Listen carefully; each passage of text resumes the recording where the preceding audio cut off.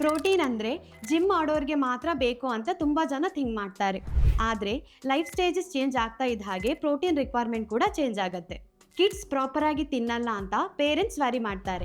Adults busy ಲೈಫಲ್ಲಿ meal skip ಮಾಡ್ತಾರೆ. Older age ಬಂದ ಮೇಲೆ ವೀಕ್ನೆಸ್ ಜಾಸ್ತಿ ಅನಿಸುತ್ತೆ. ಇವೆಲ್ಲ ಪ್ರೋಟೀನ್ ಇಂಟೇಕ್ ಜೊತೆ ಡೈರೆಕ್ಟ್ ರಿಲೇಶನ್ಶಿಪ್ ಇರ್ಬೋದು. ಡೈಲಿ ರೈಸ್, ಚಪಾತಿ, ನಾರ್ಮಲ್ ಮೀಲ್ ಸಾಕು ಅಂತ ಅನಿಸುತ್ತೆ. ಆದರೆ ಬಾಡಿಗೆ ಏಜ್ ಪ್ರಕಾರ ಪ್ರೋಟೀನ್ ಅಮೌಂಟ್ ಮತ್ತು ಕ್ವಾಲಿಟಿ ತುಂಬ ಇಂಪಾರ್ಟೆಂಟ್.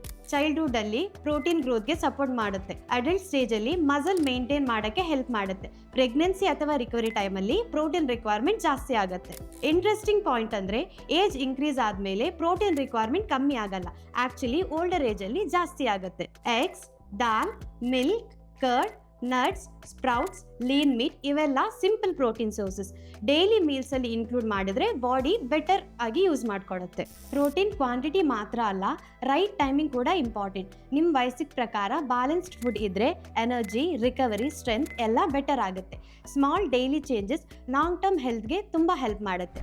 ನಿಮಗೆ ಪ್ರೋಟೀನ್ ರಿಕ್ವೈರ್ಮೆಂಟ್ ಎಷ್ಟಂತ ಗೊತ್ತಾಗಬೇಕಂದ್ರೆ visit colours or comment protein. We will guide you.